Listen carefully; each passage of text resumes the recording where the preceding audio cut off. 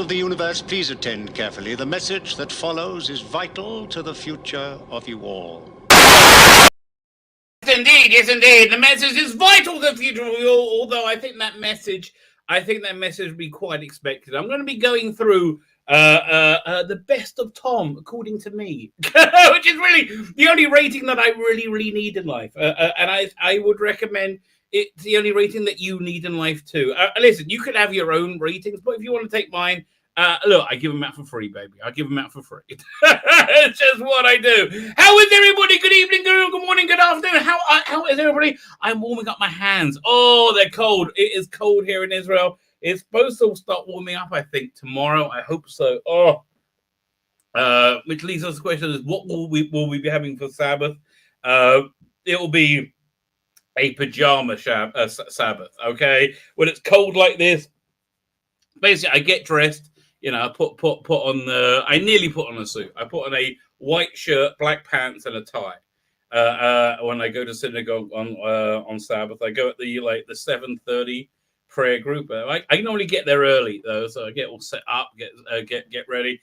But then I'm home by 9. Right, I'm home by 9. I'm in my PJs. Yeah, I'm in my sweats, and I'm like, okay, that's it. That's how I'm staying. I'm not leaving the house. We're going to crank up the heat.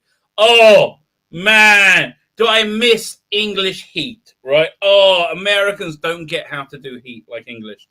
I really miss going into a house and being hit by that wall, right, where you just got to take off every layer of clothing. Like for me, it was like not a done thing to wear a jacket in your house.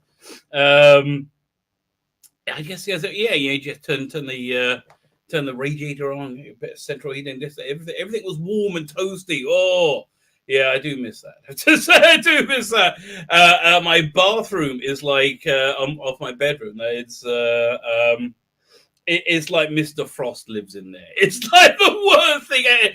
Like we got a very good air conditioner that heats up our bedroom, which is very, very large. Which is a bit of a weird detail, just giving.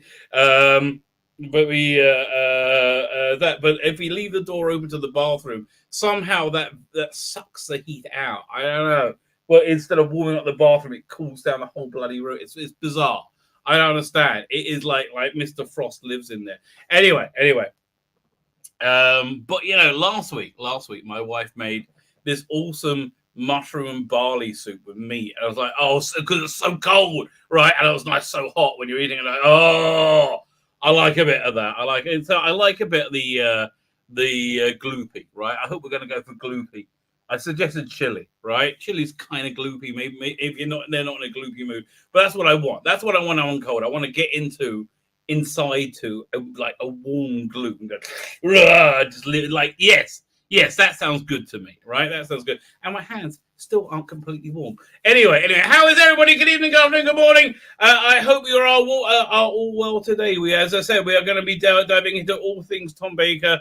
We will be talking about Peacemaker, which is awesome. Oh, awesome beyond awesome. I haven't seen episode 4 yet, but love it. I haven't seen that. I'm going to try and watch Peacemaker tonight and Superman and Lois. That's the plan, right? That's the plan. See if I can get them both in. That's better. Let me pull up some. We're going to be So we're going to be talking about Peacemaker. We're going to be talking about not Mandalorian, Boba Fett, and man, Star Wars is dead, baby. Star Wars is dead. Oh, it's really sad, but it really is. My normie friend realized it. Star Wars is dead. With these ass clowns, right? If I had some kind of weird global power, right? And if I had something like a James Bond villain that I could release a toxin that could kill, I will now kill the island of pick an island. I don't know of the Isle of Wight. Everybody dies in the Isle of Wight. Terrible thing, right? But you had complete control. He said, "Okay, for my ransom, give me this." I want complete control of Doctor Who, Star Trek, Star Wars. I better throw in 2000 AD. Don't really. Oh, DC Comics, Marvel Comics, James Bond. What else do we have to save? Right? What like just that. I think, yeah. Then screw everything else up. We'll fix these. Okay. Once we fix these, it's cool. You want to screw up Space 1999? Go ahead. Okay, fine. I'll keep with the originals. Okay, I don't care. But that's what I would. That would be my James Bond villain ransom. Now you'll give me complete control, and I guess you'll make a few, Bob, because you know you would have all those things working. Okay. Oh, wouldn't that be awesome? I just can't wait to see what Rusty Davis got up his sleeves. Although he's got it with Phil Coulson. Getting the band back together, boys. Getting the band back together. Oh, it's good. I think it's going to be good. I think we're waiting on that casting announcement, essentially, to let us know where we're going with this. Right? I bet it's going to be good. I just hope it's not somebody I'm going to go, no. Right? Although, actually, I kind of did that with Christopher Eccleston, right? It took me, I think, to episode 3, right? I mean, I quite like End of the World. And I thought, oh, this is Doctor Who, but it's a very different type of Doctor Who, right? Rose and End of the World. But by the time I got to Mark Gatiss' episode, I felt like I was in Doctor Who again, right? I was like, and then it went into Aliens in London and World War III, right? And it was like, I kind of liked it because I went through the Mark Gatiss episode. He felt like the Doctor as he came into Aliens London, right? I more bought him as that. I needed to see him in his, like in a Victorian, more doctorish setting, right? But yeah. So, I really had a lot of reservations, and then I couldn't get used to David Tennant. I thought David Tennant was way too flippant. Just kind of irritated me a little bit, quite right. But all the girls swooned, right? And man, okay, David Tennant is a just tour de force of Around the World in 80 Days. Just finished that. Yeah, I'll show you what we got coming up. Hang on.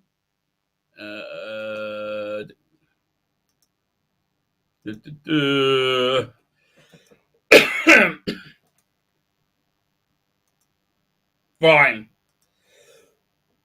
So this will either be Friday or Saturday. Haven't decided yet. We touched on this on a live stream. I wanted to go into it in more detail. I wanted to do a deep dive on who the character was, and we didn't go through any of the Colin Baker stuff. Colin Baker stuff is awesome. Honestly, they got 1 3-part release, paper cuts, Blue Planet Forgotten. I can't remember the other one, but oh man, did 3 knocking it out the park releases. I mean, most of them ones. See, she got in at a really good time, right? It was, it was just she got in at the time when Big Finish was really hitting the gas.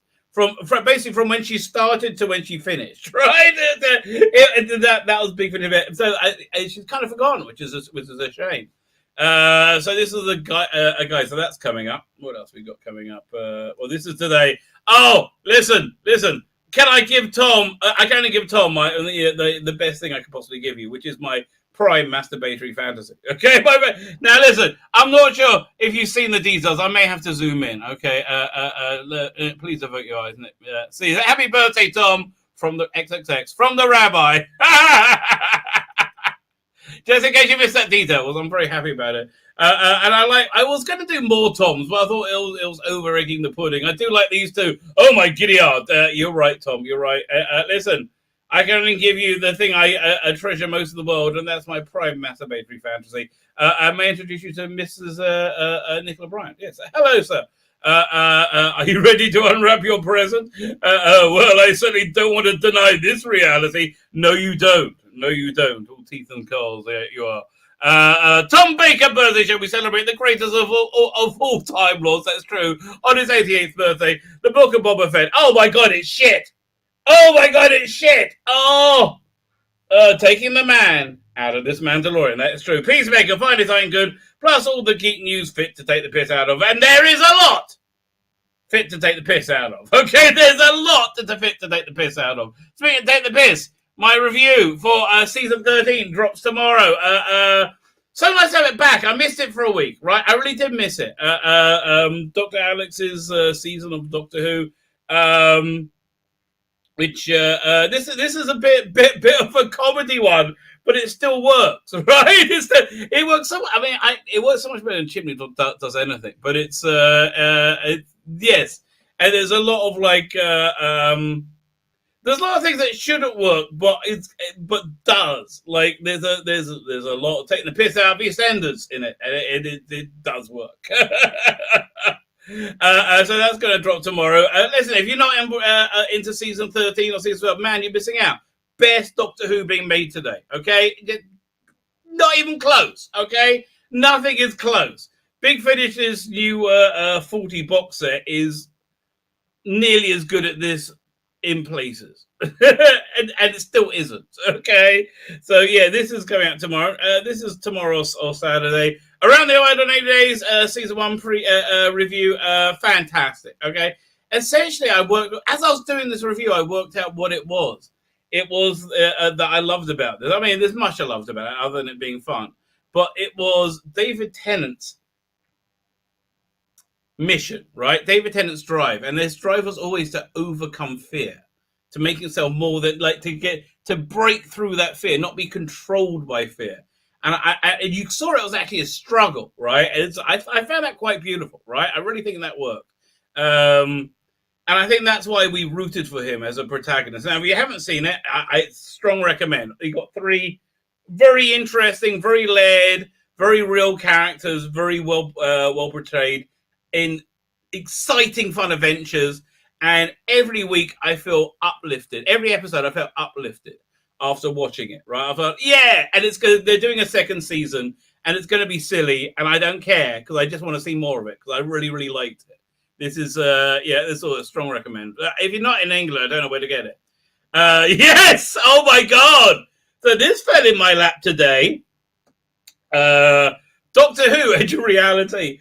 For some reason, the Scottish Sun had an in-depth interview with the makers of this virtual reality game.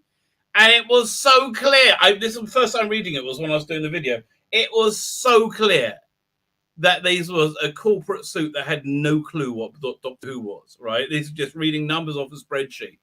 It was so clear, and you could see he was so full of shit.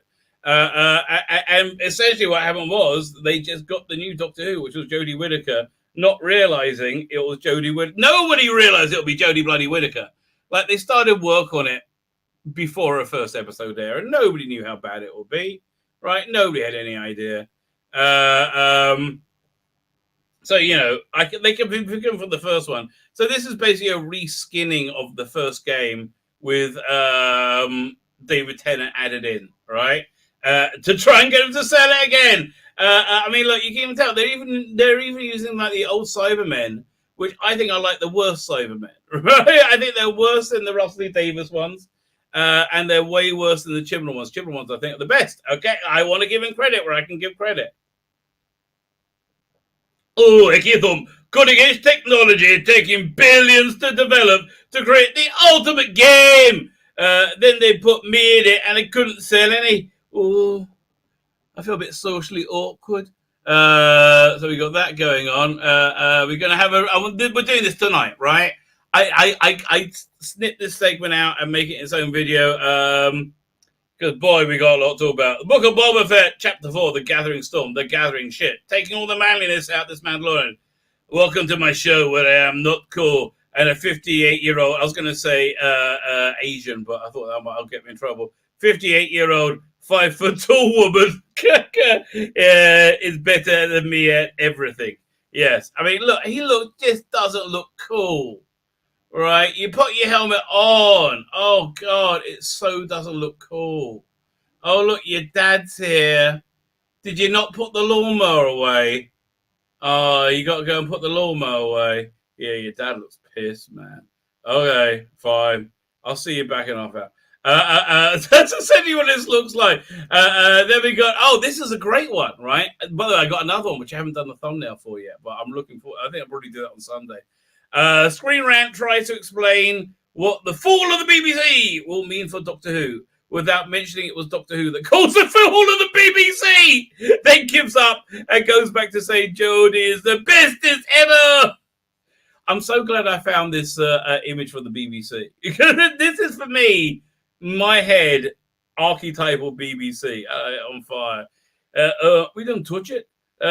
Yes, you did, darling. Yes, you did. Yes, you did. But let's bring back Nicola as you say hello to the chat. And why not, indeed? Why not, sir? Lonnie's here on Comments Our Peacemaker, so wonderfully wrong. I don't have to binge it. Yes, it's true. They put out 3 episodes the first week. They could have done 1 episode. It's fine. So HBO Max, man, they knock it out the park. I'm sorry. I think they make the best content out there. First, you got like Sopranos and The Wire. You got all that good stuff. You got all their movies. You got what else do you have? You got The Leftovers, which I really like. And then you got you get the first run Warner movies. So you got Matrix, which I really liked. Yeah, Many Saints in Newark, which again I really liked. I just think they give really good content, like markedly better content than Netflix. There's more volume in Netflix, but I think they give much better content, right? So and Peacemaker, for example, and there was also Doom Patrol that was on there. You get better quality genre shows on it. You also get. Listen, they put a ton of money into a bunch of crap nobody wants to watch, like Lovecraft County and all that crap. But I think that's over now, right? I don't think they can. I don't know. Also, Raised by Wolves. HBO Max, man, knocks it out the park. Really, they do. Fine. Darren M is here, swung by to say, they hit the like. Well, thank you. I like my light being liked, baby. I like my light being liked. And if you're watching Razor on Rumble me, baby. Rumble me. You know you want to. You know you like it. You know you like it. Don't cry, darling. That went dark. Only back for the last half. If not, there's a catch up. Have a good weekend. So you have a good weekend as well, sir. Mr. PC Gamer Forever is here. Hello, how are you? Mr. Jekyll and Hyde, both of them are here. Which is your favorite Jekyll and Hyde? I have to say, I like the League of Extraordinary Gentlemen, Jekyll and Hyde, right? I do but I like Alan Moore everything, so that normally wins. Big Finish did a good Jekyll and Hyde. Right, it was with John Hurt. That was cool. I do remember. Disaster is here. Say Nix is here. There we go. The Soda Engine's here. PD Rich, how are you doing, sir? Bang on time at 7:00. Look at me. Only 18 minutes in. And I'm doing the chat, and you get to see Nick LeBryant jiggle around for you, sir. Or for you? Oh, for me. I don't know. Sorry, she's not jiggling. I take it back. I'll make a jiggle. Yeah. Oh, jiggly, jiggly. There you go. By the way, the music I was just humming in the back of my head. That tune, right? That tune always stuck in my head. It's from. Oh, what's the name of the movie? Exotica, I think it's called. A really interesting, small budget, not very erotic thriller. Speaking of erotic thriller, on my paid Substack today, and if you're on my Substack, you got I sent you a page of it as well.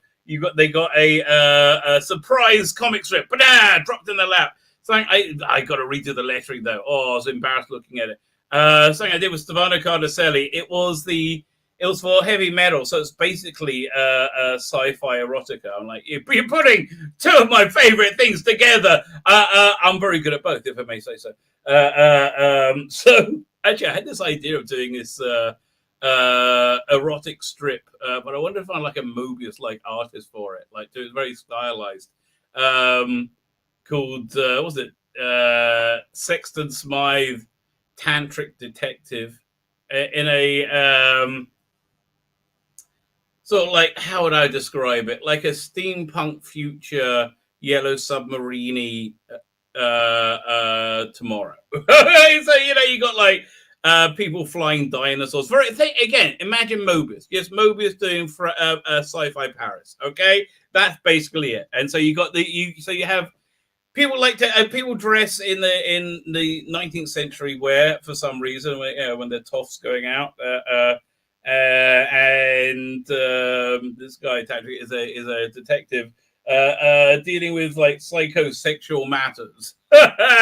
So and he gets in pervy adventures every week. That's basically it, but beautifully drawn.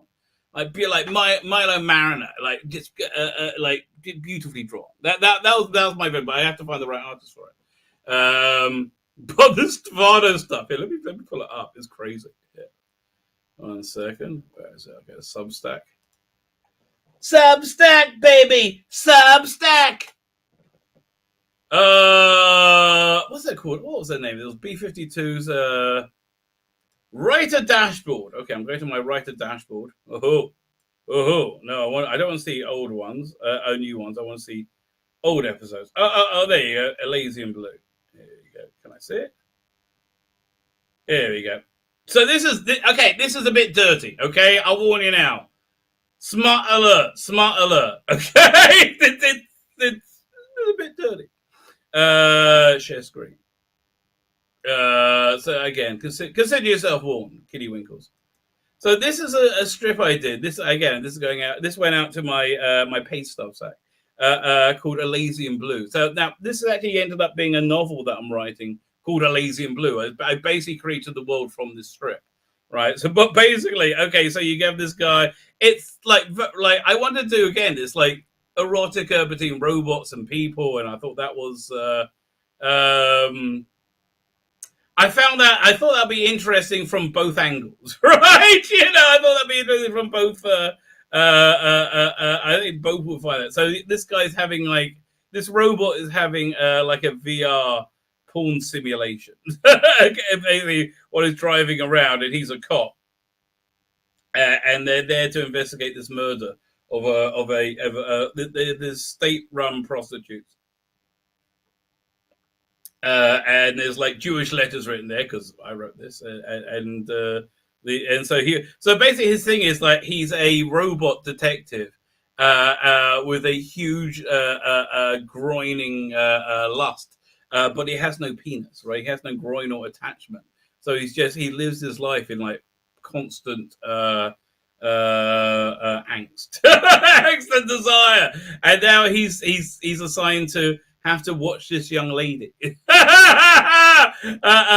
she's next to be murdered, right? So he's got to watch she's a prostitute, have very salacious sex over and over and over again, and he can't, and he finds it a bit much, right? So there you go.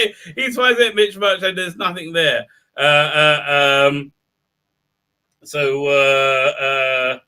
Talks about her work. There's quite a lot of sex in it, right?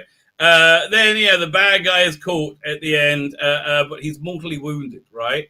And so to ease his passing, she electrocutes him in the groin so he can experience an orgasm as he dies. Now I didn't really need to read the lettering. Now here's the incredible thing though. I was looking for this. This was for Heavy Metal magazine. I don't remember if they ran it. I think they did.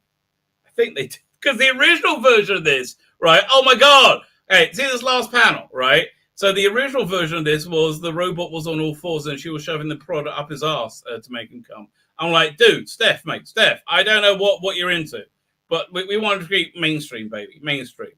So when I was looking for the artwork, I found color versions. So check this out, which is much more, explicit as well.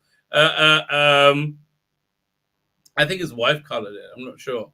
Well, not for all the pages, but man, I love the coloring.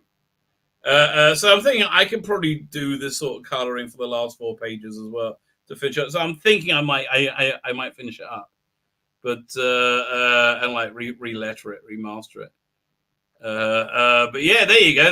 That's what you get. That's what you get on the paid Substack. Yeah. So get out of here, you freeloaders. There you go.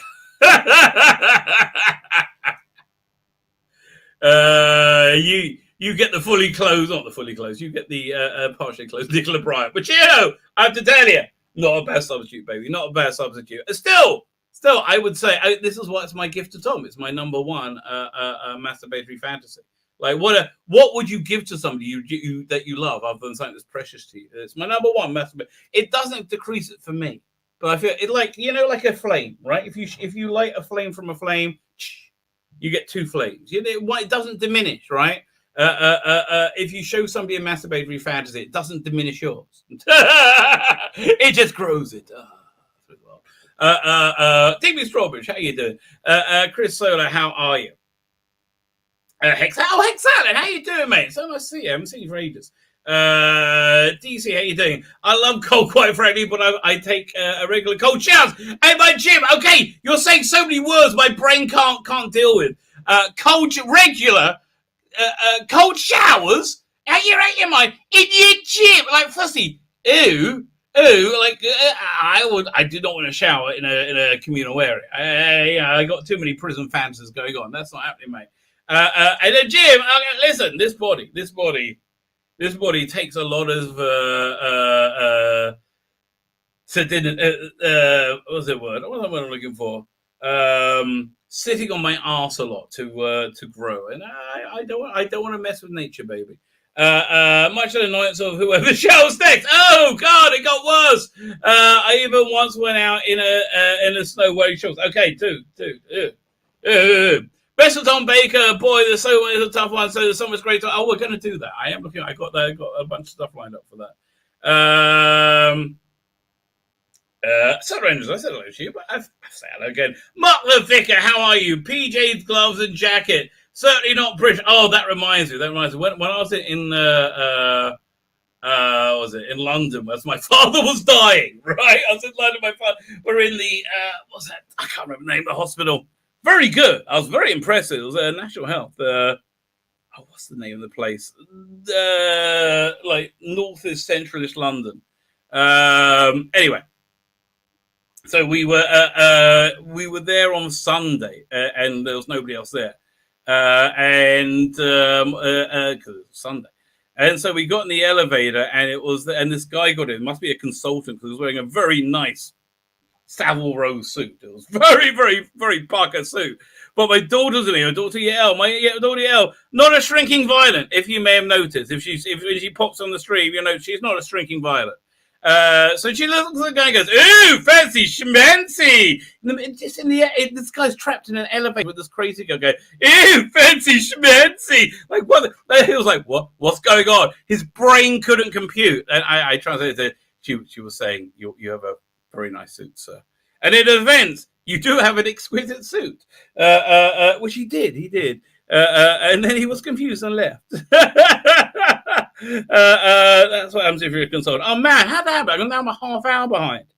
That happens from me chatting. Robert Payne, how you doing? Just been watching Perry Adventures trailer. What's a Perry Adventures trailer? Whoa, what's that? Is that something new from Big Finish? Perry Adventures? Let's also sub Rabbi. Oh yeah, if you do subs like that, mate, that is awesome. Lonnie is correct. You must all obey him.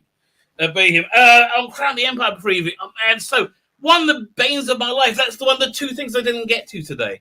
I need to edit that down into shorter trailers and make a bunch of JPEGs before I can really start promoting it. I really want to start promoting it.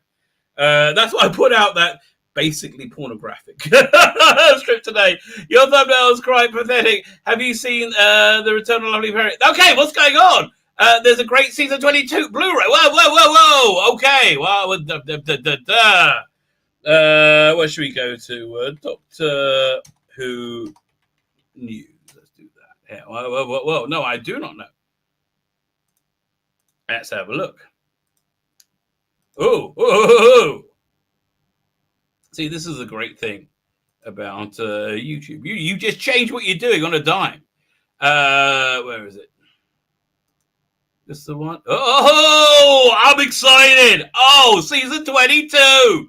Yes, mate. Oh my God. Okay. But this is and Nicola Bright's doing the trailer. My God. I literally just finished on camera. Okay, that just happened. Okay, I'm sorry. I tried to control myself. No, I didn't. I love the cover. Love it all. This completes Colin on Blu-ray.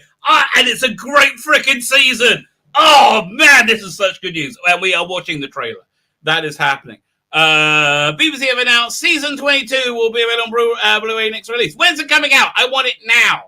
I'm still waiting for my season 17 to arrive. The season saw the first full series of the Sixth Doctor and companion Perry, played by Nicola Bryant. Yes, I know. This was the spawning of many masturbatory fantasy. Perry and the Time Rotor of Love, to name but one. They should do that as an extra. The season saw them face off against a host of classic monsters and villains, including Daleks, Cybermen, Sontarans, Davros, and the Master, as well as introducing a new female nemesis, the Rani, and the villain slug like Seal. Yeah, he was great. It was a good season. It was a stonker of a season, mate. I loved it. The season also featured a return of Patrick Troughton as a second Doctor and companion Fraser Hines. With all episodes newly remastered and the best available scores in this Blu-ray set, contains the exclusive special features, including this is a bit I like. Brand new documentaries, including a making of the two Doctors. Yes, good one. Nostalgic trip to Colin Baker and Nicola Bryant to season 22's film locations. I hope they're in bikinis again. Okay, but I'll take both. Okay, I'm fine with it being both. In conversation, not one but three insightful feature lengths into it. Yes, with Nicola Bryant, Colin Baker, and a surprise guest. I'm excited. I wonder who the surprise guest will be. Anthony Ainley. I can't be Anthony Ainley. Who's still alive? Okay, so basically, who's still alive? Fraser Hines then. Must be Fraser Hines. Yeah. That's my guess. Anthony Ainley dead. Terry Malloy, maybe. I think Fraser Hines. I think it's their only opportunity.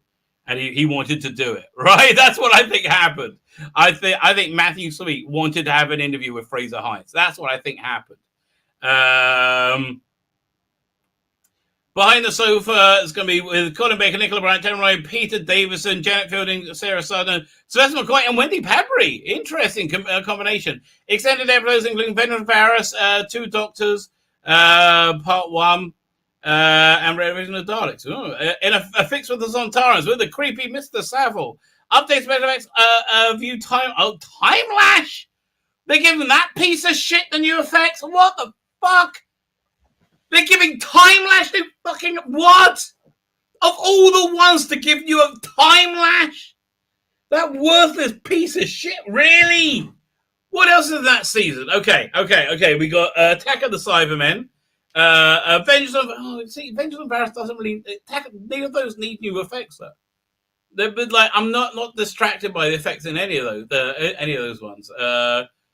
Same too with Mark of the Rani. Okay, and Thailand says shit beyond shit. Two Doctors and the Dalek one doesn't. There, you're right. It's the only way to elevate, I guess. Wonder they got different Morlocks. Will the Morlocks look more or less like dicks? Menacing Perry. Hello, hello, Perry. Yes, that was that was one of those times. Might have lost control. The Eternal Mystery, the brand new mini episode of the classic Doctor Who. Okay, I want to see that. I'm there for that. Studio footage, don't care. Any of that stuff. Convention footage, I like that stuff. So I was at that convention. Colin Baker, Jacqueline Pierce, and John. They said maybe I'm on that. I asked the question. They answered. Said, "What do you think is too violent?" Right? Do you think you're too violent? And he said, "No, not violent." I said, "What do you think is too violent?" And they answered that. Slipback is on it. Slipback is awesome, mate. I love Slipback. Bonkers as anything. Galleries don't care. Info 8 box. When's it coming out? Especially with by Pete Matee featuring. I know it's fine, but when's it coming out? Let's just see I want to see the release date. The title has not been. But when? We don't have a release date yet. Okay. Okay. Fine. Let's watch this on. We'll watch it on YouTube.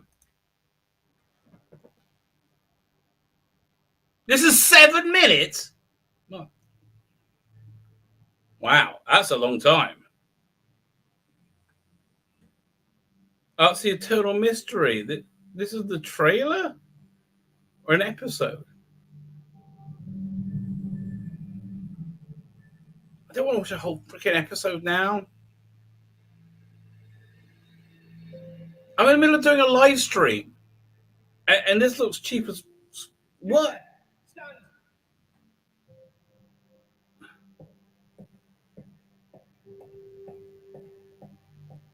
You said, stand. Yeah, this looks so cheap. like this is cheap. Is it really? No. This memorial is off limits of the dark. Explain yourself. Why?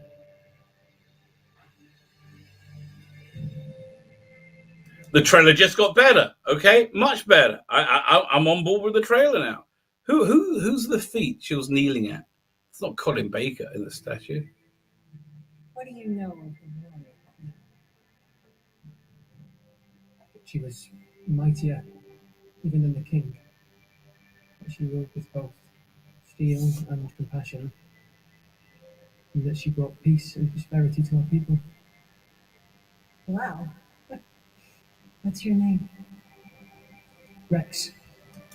Okay. This is the whole thing. Who is it? Who? I want to see who the statue is. You didn't need a figurehead anymore. But I come back. Oh, so she Karnos. Okay, and she comes back. Okay, fine. Finally, we get the bloody trailer. Oh. Doctor Who, the collection. Hello, season 22. By the way, I have to tell you, I like that effect. Nicola Bryant's greatest costume ever coming up right now. We're going to watch it again. Vengeance and Varos. Hi, Nicola. I don't even notice Colin Baker's costume. Okay, that's how much I like seeing Nicola Bryant there. 22. Is this? Can you hear it? Let me see, make sure the sound's turned up enough. Oh, I could, yeah, way more. Give it some welly, son. Give it a bit of welly. She cried. Stop crying. I've regenerated. Stop. All 13 episodes newly remastered. Excellent. And packed with special features in conversation. Well, they already have new effects on the Dalek one. I know that. I got the book. It's over there. Will tell me. So in conversation, yeah, I like the in conversation. The in conversation are fantastic. And he said to me, "Peter's leaving, by the way. Who got taken over, or is that a secret?" I said, "Well, I'm hoping it'll be you." I did 4 or 5 auditions because they were flying people in. I was just like crazy. You were destined to get the role, baby. You were perfect for it. It's time to tell this story from the villain's point of view. You put it up against coronations. Now that's I want to hit that. I want to see. I do want to see that. Idea. Are you trying to be funny? Documentaries. Oh my goodness, it's a long way from London by horse and cart. It is. What have they done?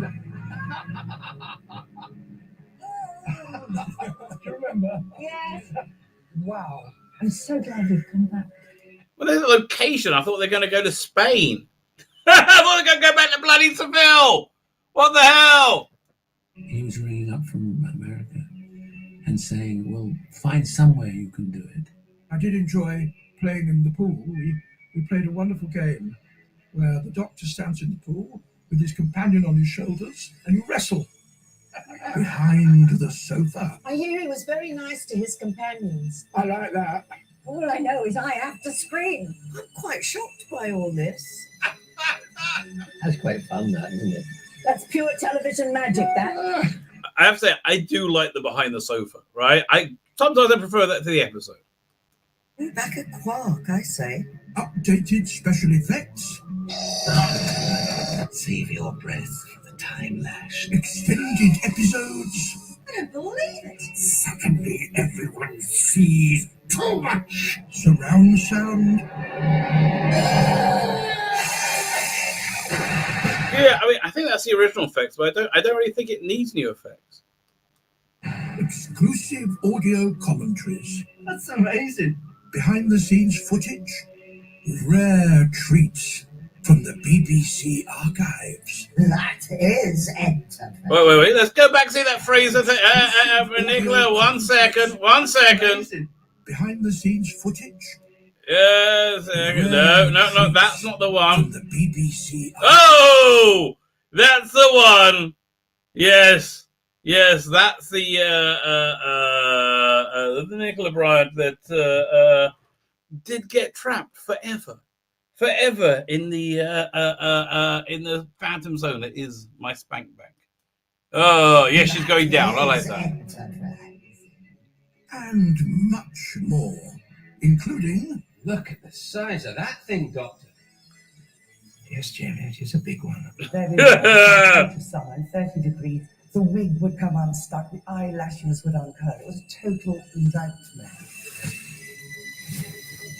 Featuring Conor Baker. Oh, Conor Baker, yeah, that's I'm a fun. hungry man, eager for the feast. Perhaps you should see a doctor. I don't know much about art.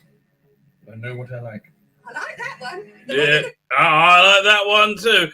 Again, a gay man's idea of what's sexy in a 8-year-old boy. Now you see me? Oh.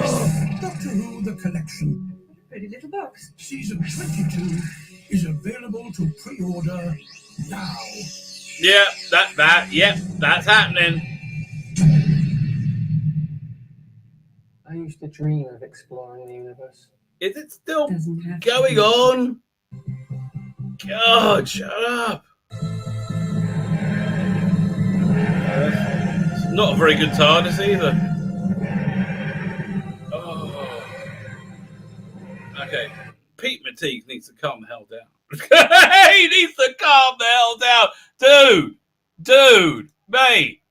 It like, you're making a trailer for a bloody Blu-ray box set. I'm not that interested. I'll watch it. I'll watch it on my own bloody time.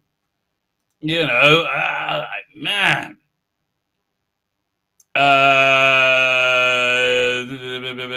Fine, Chris Sola. I think I've said hello to you, but I'll say hello anyway. Please show someone straight in the chat. I don't know what anybody's saying. Okay, I'm not even watching. Here we go, Mr. Jekyll and Hyde. I'm so behind. Okay, that really threw me behind. Matthew Burrows, how you doing? Hi, I'm very bored of Tennant now. I need a resume. I'm not that fond of his Doctor. Yes. Yeah, that big finish keeps like, oh, here's some more David Tennant. I'm sorry, that Dalek universe put me off, mate. It really did.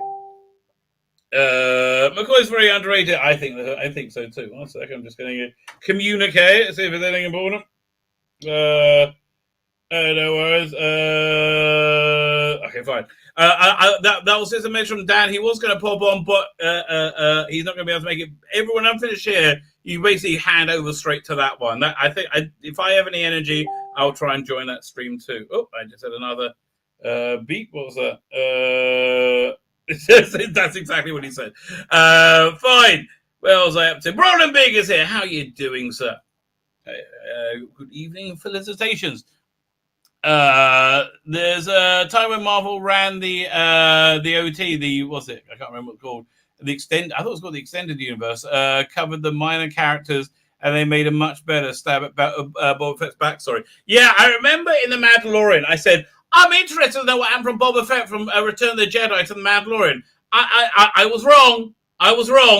I'm not interested anymore, right? I'm not interested. Moffat's Hide's very good. I do agree with you there, Jekyll. Let me see. Okay, now still whizzing through it. Now I'm only 20 minutes by Poop Runner. That's essentially what it is. Thank you very much. Yeah, I think that's the way you can know. Rabbi, calm down. You're going to get in trouble with the big busy boy of the algorithm. Goddamn chicken. What's chicken? I don't know what that means. For the record, they're not real. That's true. That is true. They They're only performed. they were performing tits. It was a very good question. As most of them live in a neoliberal low land. I don't know what the question was. Fine. Cloud Parrot is here. Roll Free Oswald. That's the one. I'm pretty sure it's Roll Free. They were very, very good. Sorry, Tzvi, that was just a trailer for the new box set of A Time with Colin Baker. Well, you know what? I will take what I can get. Yeah, okay. Fine. Season 22. Yeah, I'm very excited about that. It's in the chat. Okay. The only very capitalist fascist was Oscar. Okay, fine. Now you lost me there. I'm not disagreeing with you. I'm just saying I don't understand. It's a husband's feet. I wish I knew that what I was talking about.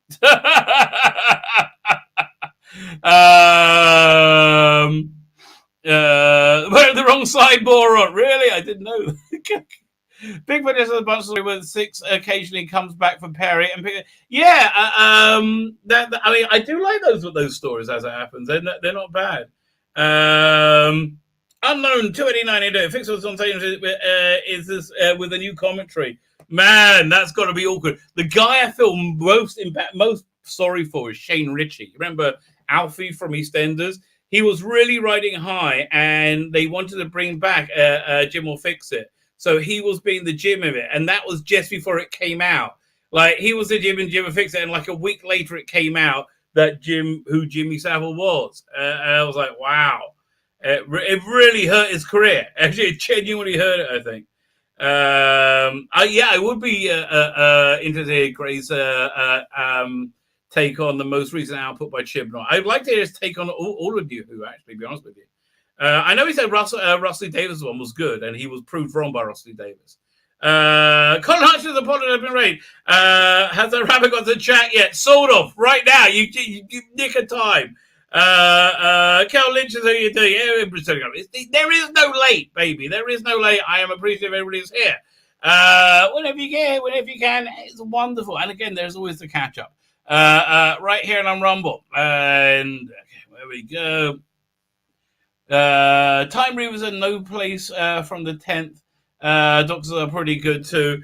No place is great. I mean, they're okay, but I mean, it's none of them are that. So you'll see when we do the Tom Baker stuff, right? You'll see when we'll do the audio and the video stuff, and there's not that much that really stands out. There's a couple, but not that much, and it's not the main range of it at all, which is not good for them. At Tzvi Lebetkin, we're having an intellectual chat of Marxism and fascism. Well, there are a few differences. Too much of my meager little brain. Okay, what we're going to do first? Boba Fett.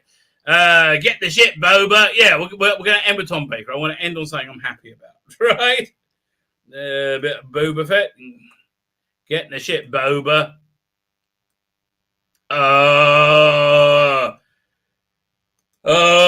Star Wars. It nearly had a good story.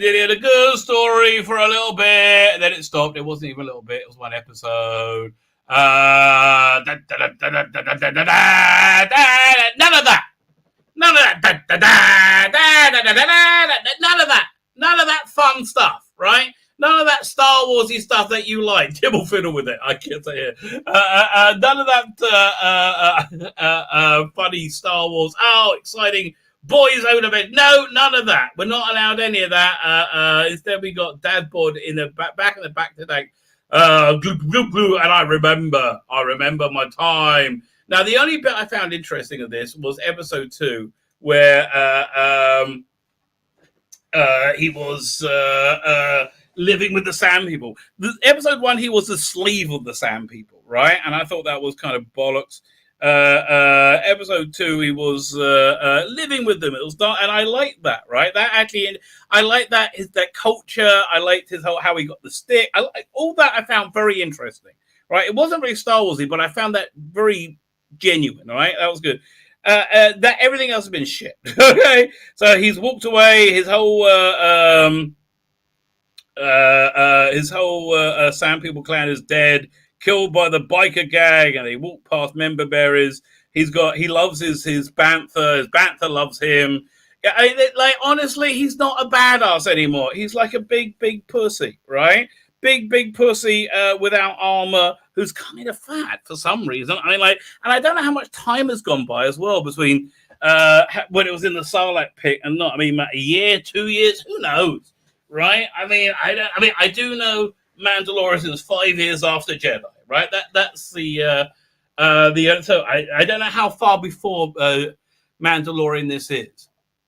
I mean, this must have happened during Mandalorian because we'll see that anyway. So he's looking around, and then he goes and he scopes out Jabba's palace because that's where his ship. Well, you don't know this at first, but he's looking for his ship, right? He's looking for Slave One, and he can't work out how to break him. And he's sitting having dinner one night, and he's talking with his bantha. Oh, I love you, bantha. Give the bantha some food. And I was going, oh, and then a big explosion in the sky. And he goes and looks. I'm gonna make it so you can actually see it. He goes and explores, and he finds a body, and it is Wing Mei, whatever her name is. So then, as introduced the shit thing introduced last episode, what the wacky kids are doing in the Star Wars timeline, they put robot parts in themselves. It's so stupid. I hate it. The whole droid, like these dumbass idiot kids. So she's nearly dead, and he's like, okay, I got some credit, and you need to fix her. So he puts like a robot stomach into her. I don't know how much else android stuff, and then he takes her away with his bantha, and she wakes up and goes, what's going on? Oh my God, what the hell's going on? What have you done to me? He said, I saved your life, okay? And eventually she's like, okay, and he gives her something to drink, and everyone's happy again. And they go off together. But I said, look, I need your help with this thing. And he goes and shows her Jabba's palace. I said, I can't break it on my own. I said, oh, okay, we can do this 2-man job. Then we're square if you save my life. He says, but I don't know what else is in there. So he says, okay, I have some shit technology that doesn't fit into Star Wars at all, right? Doesn't feel Star Wars in any way. Takes out this little ball, goes, and it flies off, and it goes and recalls all inside the palace. You see Slave One, and it goes and looks all around the grating and how to get in and out. And we see some member bearers walk around. Oh, I was in Return of the Jedi. Me too. How did you survive the cell barge? Oh, let's not talk about it. So then he lets his bantha go. Oh, goodbye to banthas. Oh, the bantha goes in. Oh, I love you, bantha. But now go off. And the bantha's like, no, I want to lick your face because I like you. Says, no, I got to do this on my own. He sends him away, gives him food, and goes, go and find a female panther and shag one. And she's like, and he says, well, I hope we succeed. And my little ball comes back, and they oh, that's where everybody is. Okay, that's good. So they break in. Bum, bum, ba, da, da, and there's the shit kitchen droids, right? Attack of the kitchen droids. One goes over, gets knocked out by Boba Fett, and then he goes, oh, wait a minute, I gotta be super shit. And he starts like whizzing these blades around, and it's so not Star Wars. I mean, what the hell? Then Wing Mei comes in and goes, yeah, Hadan, the best as ever. Mary Sue, Hadan, kills the robot. And they go and they look, and there's and then the comedy little robot comes in, and they have a big comedy chase, and it goes on for ever, right? For freaking ever. It just goes on, and finally catches him, right? He says, you know who I am? He says, no. He says, I am Boba Fett. And he's like, oh no, I'm so depressed, you're Boba Fett. Oh no. So he goes to switch and turns himself off and goes, doo, and he's dead. He turns himself off. Pointless. So then they go, let's go get Slave One. They go and get Slave One. They fight Slave One. Da, da, da, da, da, da, da. There's no connection. Shut up. You don't have the helmet on. You look stupid. In no way does this man look intimidating, okay? And then, now it turns into a video game, right? She's the best as ever. Takes everybody out. He does it to her, but she takes more out because she's the best as ever. And it's like a video game. You go pew pew pew pew pew pew pew pew pew pew. That literally, I think, what the script read. The script said pew pew pew pew pew pew pew. He runs into Slave One, climbs up to the top, and then gets in the. He's like laying back. He's in the seat. and she's fighting everybody off. Another wave comes, and he starts to take off. She looks up, whoa, we're on our way. Another wave comes in because it's a video game. They go pew pew pew pew pew, and he can't get out. Right? They can't move his guns. Gamora and Growl drops on her, but she's so soft, beats him up, and then another person jumps on. He beats her up. She beats him up because she's super tough. And then she says, "Oh, I found the way to get the gate open." She shoots the a rope holding up a weight. Bam! The door comes open, and out they escape because the incredible, brave, stunning Mary Sue was with them. Wow! And off he flies. And they're basically, yeah, we're going to stay together. Okay. He says, okay, I've got a few things I need to sort out first. He says, okay, fine. So finds the speeder guy, and chases them and kills them all. That's basically what it was.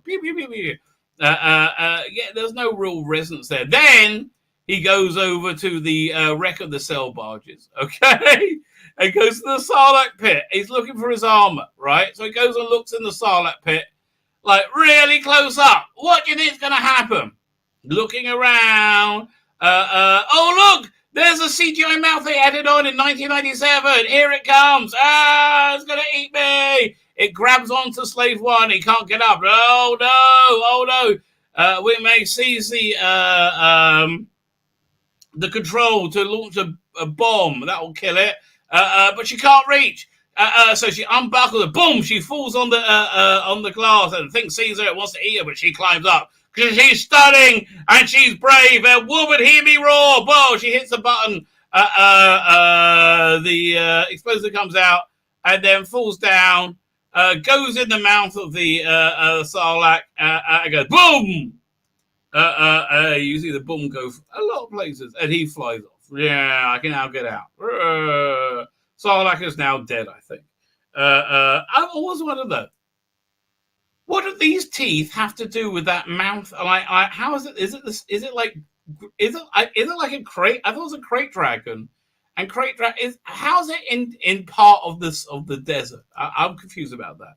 Anyway, so he's like, okay, we got out. Don't trust my buttons next time. So then he climbs down into the Sarlacc pit. He can't find his armor. There's nothing there. Where's my armor? He doesn't know. So it must be around now the Mandalorian starts to happen. He says, in Mandalorian's going on, right? He says, we need to become our own bosses. We need to take everybody out. So then the Mandalorian happens.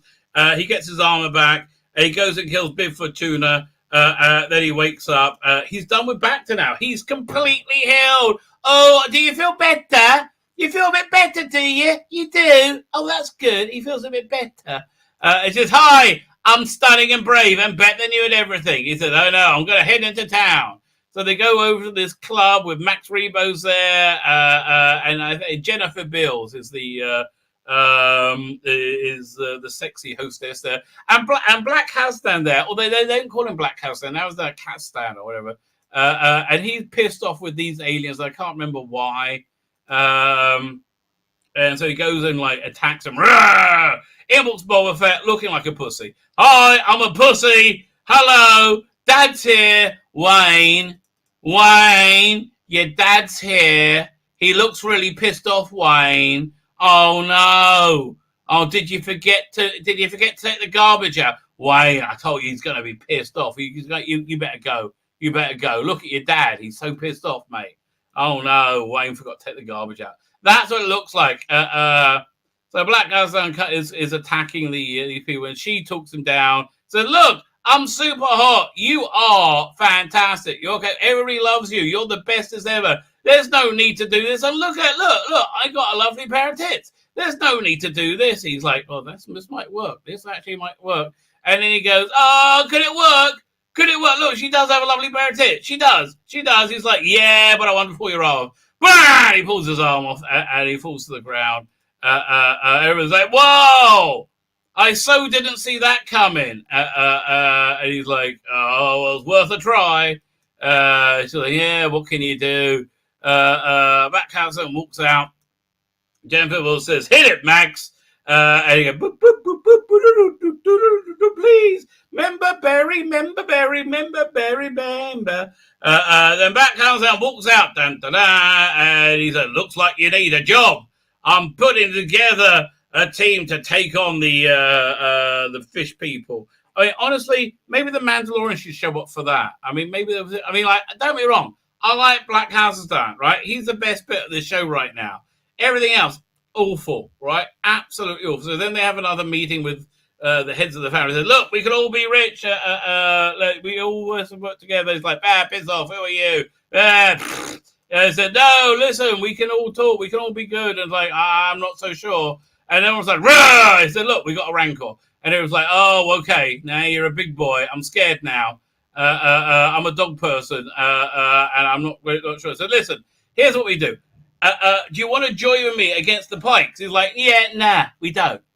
You take care of that, mate. Let me know how it goes, okay? We don't want to join with you, right? That's what we don't want to do, right? He said, well, how about this? How about we have an alliance if, how about we have an alliance if you just don't help the people who are against me? Can we do that? And they all go, yeah, okay, bye-bye.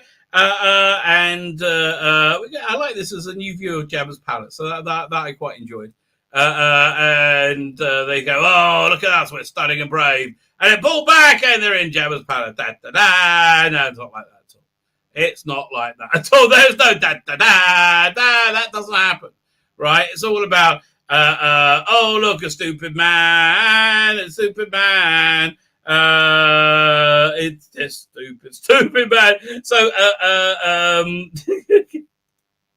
with that in mind, it's been in the news a bit of Mandalorian. Let's have a look at this.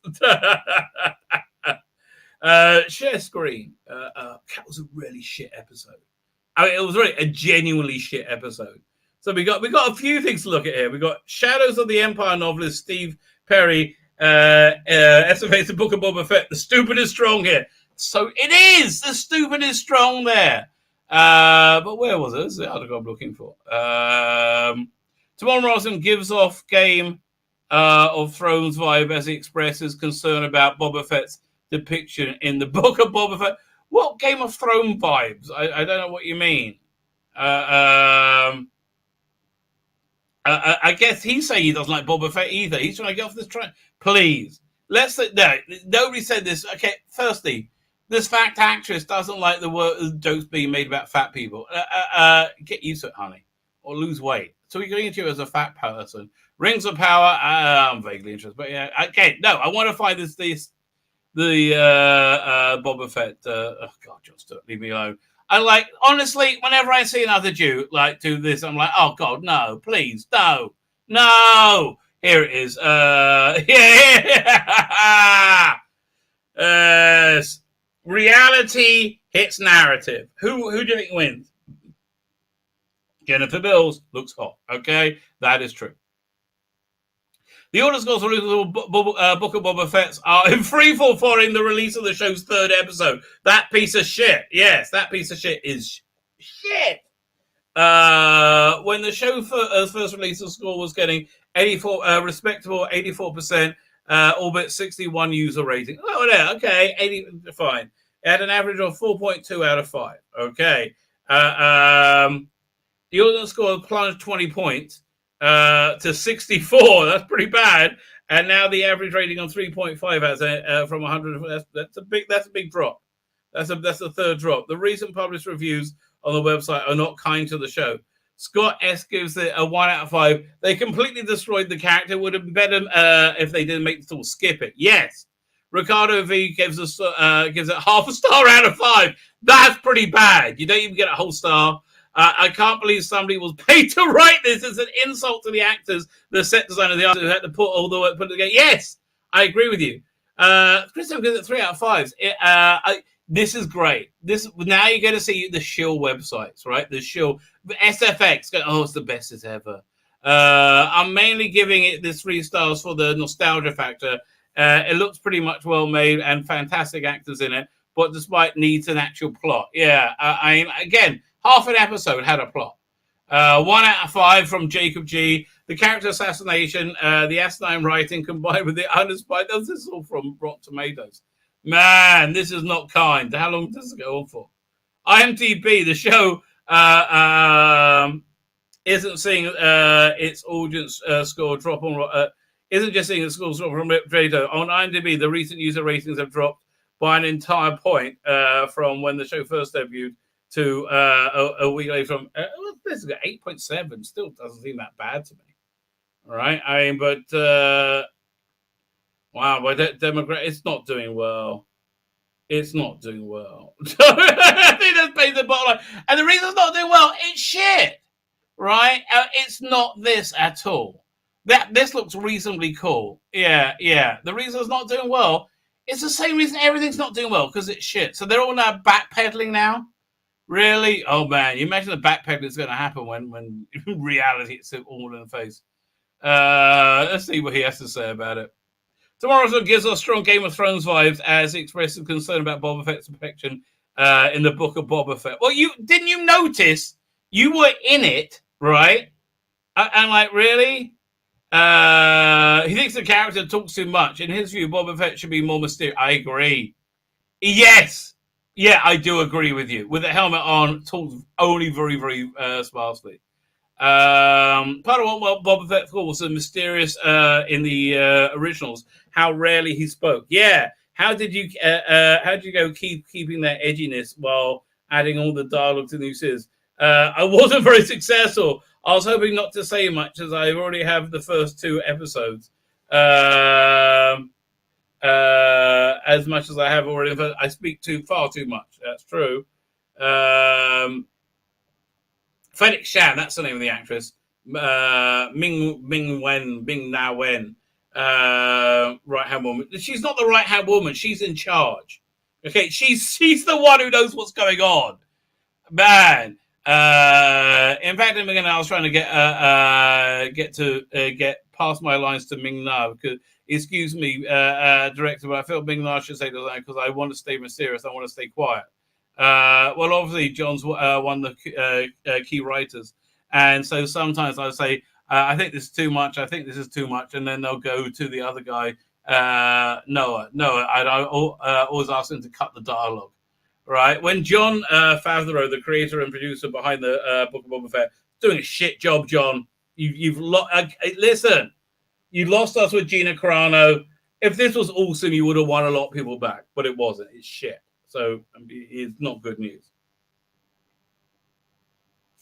I remember, of course, John actually went to Atlanta, so I rang Noah. I missed the thing. John Favreau, the creator of Book of Fett, briefly left the show set for a trip to Orlando. Boba Fett actor admits he tried to cut some of the characters' lines behind Favreau's back. So I remember, of course, John went to Atlanta, so I rang Noah that night. I said, no, this scene tomorrow. I'm talking too much. This Boba doesn't talk this much. So look, I've got these paragraphs here.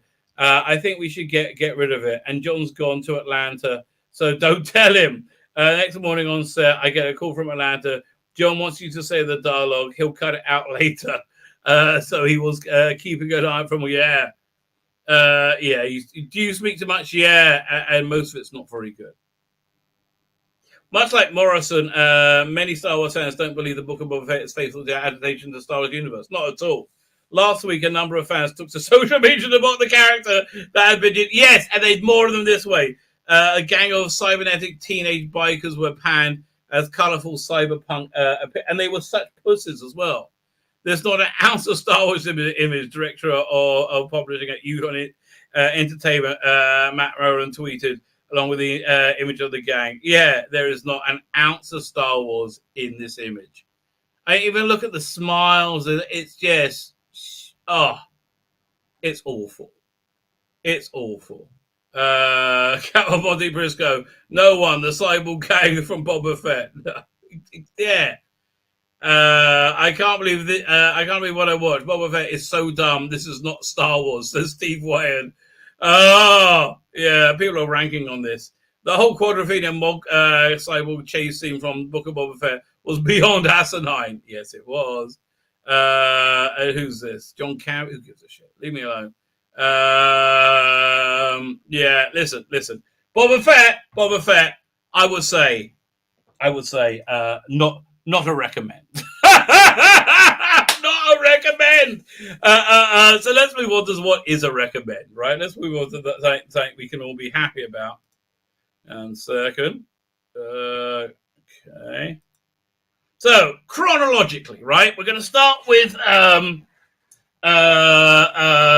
earliest Tom Baker stories, right? And we're going to go through Tom Baker's time from his first time in Doctor Who to now, and we're gonna pick what I feel is the best of the crop, right? What is the greatest Tom Baker? And listen, none of us are really going to disagree, right? None of us are really going to disagree at all. Here, we'll start off with season 12. That season 12, the one that really, for me, I think, put a stamp on this era as something different, new, interesting, terrifying, was Genesis of the Daleks, right? All the other stories are very, very, very good, right? They're excellent, right? This story, it was Robert Holmes' chilling rewrite, like very real world rewrite of I would say, we're going to say they're making a Big Finish version of it for some reason, a mediocre script, right? We saw if you listen to the Big Finish, Return of the Cybermen, Revenge of the Cybermen, vastly superior. This is on a whole another level of superior, right? This is already taking a good script and it's adding in real chills to it, and like the real world 1930s National Socialist Germany, real reference, although not heavy-handed reference. Fantastic, right? And look, also great little plot that bounced along. Tom Baker had really found his mark by this point, right? Although you could really say he found his mark by Robot, right? His performance just was there right from go. But again, I think the intrigue with the Time Lords there, and of course, you know, we got the not the first. This is the second, I think, great Tom Baker speech in this episode, in this story. The "Have I the Right" speech. Like such incredible writing. So layered, so intelligent, right? So incredibly intelligent, because it conveys the idea of moral ambiguity to a 12-year-old, right? In such a clever way, in a way that these 20 and 30-year-olds today just can't speak of, which just cannot comprehend it. Let me just show you this thing on Twitter, okay? Oh God, this was so funny. Where is it? How do I get to it? Here we go. Hang on. Where'd he go? Where is it, man? Okay. So this guy was all in a Twizzy today. God. Okay. So this is what happens when you're an idiot, right? When you don't know understand what ambiguity is, you're not smart enough to know how stupid you are, right? This is exactly what goes on. So with this one, we'll take the piss out of Jodie. So amazingly, this isn't a real photo. This is a mock-up for comedic purposes. And this didn't actually really happen. Sorry, girls, you're going to need to pay £220 to be stunning and brave like me. Yeah, no, that didn't really happen. Okay, that's a joke. So, David of the Dead, a shouty man, so he says, "You are intellectually dishonest. That is for the Diamond Path, something she does not control in the slightest, and something you know." Actually, I really didn't. I didn't know. I had no idea she had no control of Diamond Pass. You get a photo, you get an autograph, and you get a dog tag. Piss off. And look, if you don't like, your name's all over it. I'm sorry. So I really didn't actually. No. Also, you used the wrong Comic Con background. You see, I saw through your deception in the background. Not to mention your omission, no, and wish trials. I didn't even touch the Noel Cox. Like, dude, it was a joke. Okay. So I said, looks like something's triggered. My favorite complaint is, and he used the log coming on back in the background. You're a comedy gold, baby. Never change. Then I am far from figured. I get cancelled on a daily basis. That might mean because you're a twat. It could be that. I don't know. Like, whenever you go in the pub, he goes, oh, shit, it's David of the Dead. He's a twat. Well, we know that. Why are you talking about chickens crossing roads? What's wrong with you? Weird chickenist. Is there some code for wasting them? That part was just pointing out your lack of research that you haven't even addressed the underlying issue of you lying at the price. And it's daddy, not baby. Darling, it's baby. Okay, let's establish who's the top, who's the bottom. You ain't the top, honey. Okay, and then to come back a minute later, and says easier for you to dodge the question of why you're misleading the audience to then address it. I guess. Not really. Dude, no problem. If you have any questions for me, cover my stream today. Didn't hear back. It's weird. I'm starting in just over an hour. I'll answer anything you have to ask directly, openly, and honestly. There's really no need for me to have to dodge anything you can throw at me. Okay. So let's just... that said, looks like you really didn't have any questions. Well, questions for me. No worries. I answered your points on my live stream. We are around 1 hour and 10 minutes in ish. Oh, comedy gold, baby. Let's have an emoji kiss. That always freaks them out. We'll do one of these. We'll do one of these and one of these. There you go. That'll just head in. There you go. Now let's go back to something interesting. Doctor Who.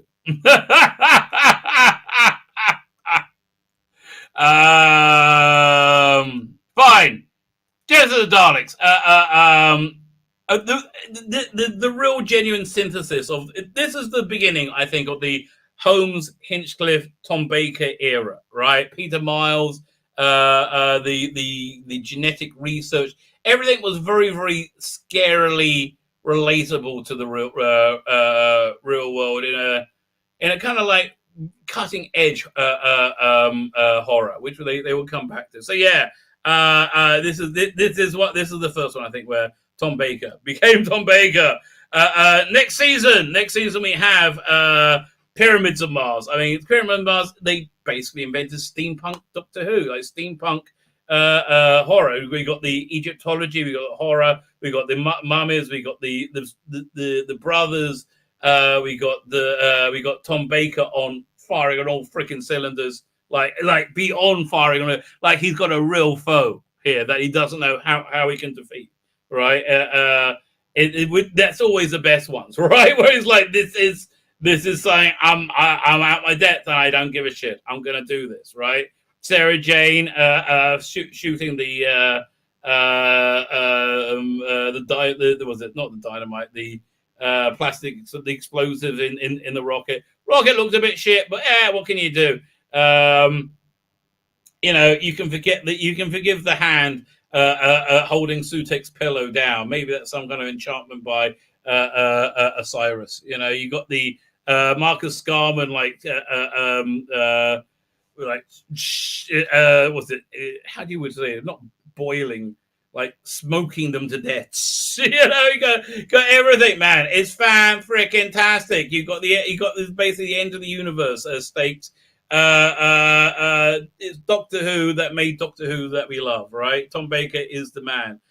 Tom Baker was also the man when he fought the brain of Morbius, right? I always find it's always good when you. This was when having an occasional origin story was fantastic, right? You could really use that, right? The occasional origin story. But it wasn't an origin story. It was like you're dipping your toe in to the Doctor's ancestry, right? Of what this unknowable figure is. And of course, this is the one which the Jodie fans claim. Oh, look, Mobius Doctors. Yeah, no. Okay, the best explanation for who Robert Holmes was supposed to be in a wig, right? The best explanation of that is they were fake incarnations conjured by the Fourth Doctor to throw off Morbius. It makes a lot more sense, right? It makes a lot more sense to say, oh, look, there's a billion other regenerations that nobody ever heard of and we're never going to reference ever again until the show gets utterly shit and alienates its entire audience, right? That's not going to happen, right? That's not going to happen. Okay, for the next pick, Robert Holmes once again. Oslo, you see, we're very season 14 heavy. Because, again, I think this is the pinnacle of Tom Baker's Doctor Who. But season 14, again, we have that very contemporary horror combination with Deadly Assassin, where we literally have, like, the rotting face, the Fu Manchu's rotting face, that, like, real distinct body horror played against Manchurian Candidate in cyberspace, right? What an incredibly inventive, cutting-edge story. And not only that, forget cutting edge, so insanely exciting, right? This is the precursor to The Matrix, and they literally call it The Matrix, right? So, yeah. There must be some strange combination. This reimagining of the Master is fantastic. Again, I was talking on the Charlie video about how it was really Big Finish, firing on all cylinders, being Big Finish at its absolute best, right? Being fantastic. This is, I would say, Doctor Who doing the same thing. It was just like this bravado, this strength that they were doing magic, right? Doing absolute magic this season. And Deadly Assassin is really that. I mean, also I think not being shackled by Sarah Jane suddenly gave it a much more adult tint, right? The Sarah Jane was a very Barry Letts invention, right? It was suddenly you got this like it was like the last vestige of the Barry Letts, of the niceness of the Barry Letts just going away, right? And suddenly you're into like this strange, weird, macabre territory. Which is fan, and again you got that wonderful horror episode, episode 3, with all that like insanely disturbing imagery, right? It's just it's absolute compelling viewing, right? It's some of the best things that British television, I would say television, has ever produced. Deadly Assassin. Oh, what an incredible story. Okay, so next one up is one of my personal favorites. It's not a one recognized as all-time classic, Face of Evil. I love this story, right? It's complicated and simple all together in one go. It's a lovely demonstration of consequences, unintended consequences of one's actions. So, like, they create the idea of stumbling back onto a world that you have warped by mistake. Yeah, you have broken the Prime Directive, right? Like, so and Tom Baker gets this Doctor gets to see the huge repercussions of his failure, right? And how he has to fix that, and how he has to solve that, right? Of course, we're introduced to Louise Jameson as the redoubtable Leela, fantastic companion. Again, so much more in the Robert Holmes Hinchcliffe mold, right? No wonder she didn't last long in the Barry Williams era. But yeah, like a savage, like a savage from a steampunk planet, from a society that technological society, who's highly intelligent and very, very pretty. Again, it ticks every box. Instead, forget box ticking. This ticks every box in a compelling character. Fantastic actress, stunningly gorgeous, interesting, strange background, right? Incredible adventures that they go on. I love when they fire the gun, you see Tom Baker's screaming face, right? And that's just one of the all-time wonderful scenes. And the cliffhanger, like, who am I? Who am I?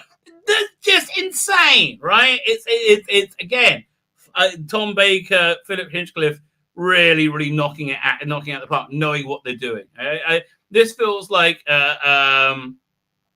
Russell T Davies in his third season, right? Just breezing it out, or Moffat in his second season. Moffat's second season, one of the best seasons of Doctor Who, right?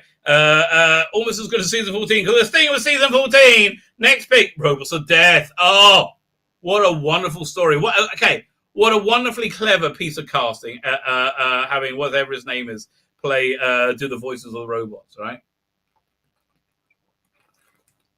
They've brought back the Robots to Death in many audio things. They've only used it in that guy's voice once.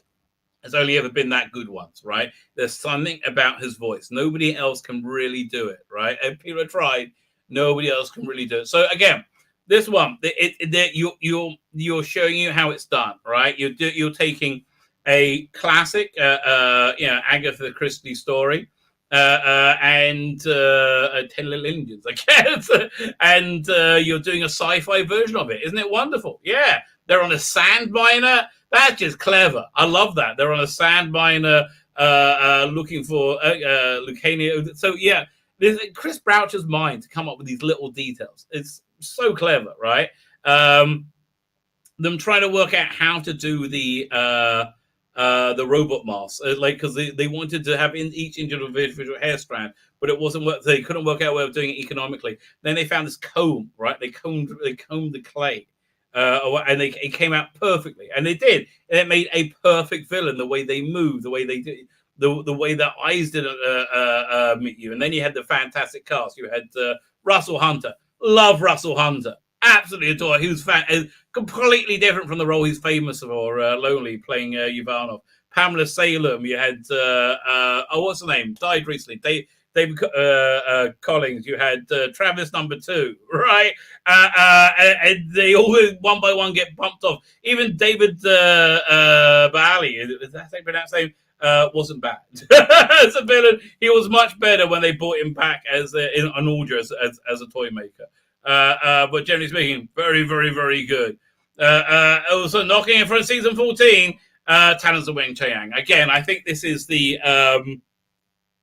synthesis of the Hinchcliffe Combs, Tom Baker era, right? They got the steampunkness of setting in 19th century. You got Mr. Sin. You got Fu Manchu. You got all in ways that so wonderfully.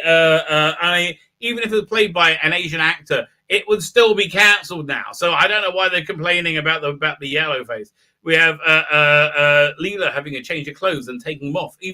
Both of which very very very happy about. I never minded the rat. I now watch the upgraded rat. I prefer the upgraded special effects. You got you have that Jack the Ripper vibe again. You got Tom Baker's Doctor methodically trying to solve a riddle. He's very very Holmesian in these stories, and it's Holmesian dealing with science fiction and weird occult stuff in 19th century London musicals. Just putting those ingredients together, you're going to get absolute gold, right? You're going to get absolute gold. So this one, they really pushed the boat out, right? And they spent a lot of money. They spent too much money, actually. This whole season, they went significantly over budget, right? So they pared it back a little bit for next season, and they did a wonderful job with it with the horror Fang Rock. Oh my God. What a perfect story this is! Like, what an absolute told on it basically the same as Evil of the Daleks, just very good, very very good. Terrence Dicks with a confined setting, a real pulse pounder of a story, right? If you haven't seen it, it's fantastic. You got the introduction of the Rutons, talked about for a long time. Where you got the introduction of the Ruton, and they take people over, and what's the word I'm thinking of? Not demonic. You get a whole like possession vibe going on with them. And yeah, it's a very tense story, and Leela gets to stop wearing contact lenses during it. So everyone's happy, right? Everyone's happy. But this is again a testament to great writing, great actor, great stars, great actors throughout. You can do anything with you do not need huge big budgets to do fun adventures, do incredibly compelling adventures. To prove that my second favorite one from this season is the much maligned Invasion of Time, right, which is their big budget finale, right? Not as good as Horror of Fang Rock, right? Not as good, but so much fun and so bonkers, right? Those last 2 episodes where they're walking through that hospital trying to pretend to be the TARDIS for no apparent reason. You have the stuntmen as Sontarans, like leaping over chairs badly and falling over them. Although you do have all this glorious Gallifrey stuff in the first 4 episodes.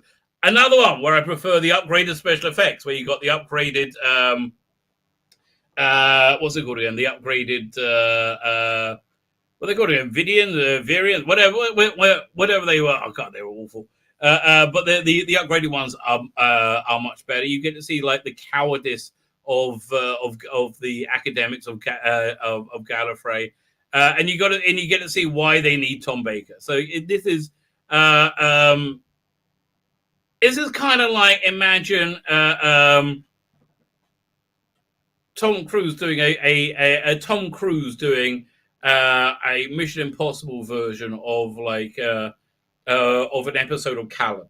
Okay, comparing this to Deadly Assassin, right? So that's basically what it is. Yeah. So if you've ever seen Callan, it's on YouTube. Go check it out. It's freaking awesome. Another one of the greatest Tom Bakers of all time. We can't move on without saying hello to Mary Tam, looking stunning in her Ribos outfit, right? I love Ribos Operation, right? Forget the key to time bits of it because they're really quite relevant. You get the wonderful double acts. You get the comic political machinations. You get like genuine scares with the what's it called again? What's the monster they have in it? At the end of episode 1 is coming out. But wonderful episode, but mostly Mary Tam in that outfit. Welcome aboard, Leela Who. I love the steampunkness of it. I love the people from other worlds talking to basically savages. It's the juxtaposition of ideas that really make that really do make Doctor Who, right? I think one of the juxtaposition ideas one of the most important aspects of Doctor Who, which I think is probably why this era is so fails. They don't have it. They only have one group think on everything. Speaking of crazy juxtaposition ideas, what can be more crazy juxtaposition ideas than City of Death? Oh man, Tom Baker looking tired now. Like you can see his energy starting to run down. He gets a little bit of spring in his step when he ends up sleep with Lala Ward, and you can tell by the time they're in Sharda they are so shaggy. Right, because at that point they seem to really like being around each other. They probably, I say Paris. They probably started here. Anyway, so wonderful story by Douglas Adams of just a bonkers time travel story set in and around Paris with a fake. Mona Lisa's being made by Leonardo da Vinci. We got that wonderful reveal where Scaroth takes off his face and he's one of the best monsters of all time. Great design of a spaceship. They were mad because the set department had to make the set look the same as the window on the spaceship. Normally it's the other way around, right? You got like the scientists. You got Duggan. Oh, Duggan's fantastic. Love a bit of Duggan. It's just it's a whole new type of Doctor Who, right? It's bonkers, it's silly, it's frothy. Doesn't last long, right? It lasts essentially this season, right? And then we head into new territory. I like the bold newness of this episode. It's very, very contemporary. You could do Tom Baker in his old wig, not far from reality at this point, right? I think Lala will still sleep with him here, but by the time they get into State of Decay, boy, does that echo where they are. I like the bold new titles in this. It's John Nathan Turner, essentially. John Nathan Turner comes in with feeling fresh and eager to go, and you get a whole new way of thinking. So you get a new look of monsters. You get a whole new look of aliens. You get a whole new look of titles. Incidentally, everything is getting a makeover, right? And you can feel Tom feeling very old, yet still